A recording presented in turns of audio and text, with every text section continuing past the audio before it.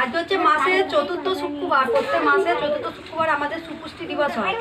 গর্ভবতী মা, প্রসূতি মা এবং অন্যান্য বাচ্চাদের মায়েদেরকে নিয়ে আমাদের সুপুষ্টি দিবস পালন করা হয়। সুপুষ্টি দিবসে গত মাসে আমাদের আলোচনা ছিল সেটা কিছু আলোচনা করতে হবে। আর এই মাসে এটা দিয়েছে আমাদের বিষয় সু অভ্যাসের পুনরালোচনা ও শিশু কিশোরী মহিলাদের বিভিন্ন প্রকার খাদ্য বিষয়ে আলোচনা।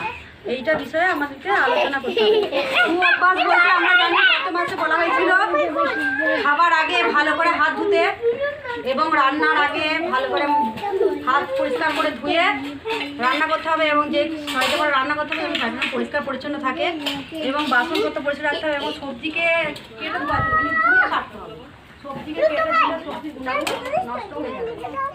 আর হচ্ছে কিশোরী মেয়ে এবং গর্ভবতী প্রসূতি মাদিকে ছোটা থেকে যে আয়রন ট্যাবলেট দেয় সেই আয়রন ট্যাবলেট খেতে হবে। আয়রন ট্যাবলেট খেলে শরীরে রক্তাল্পতা হবে না।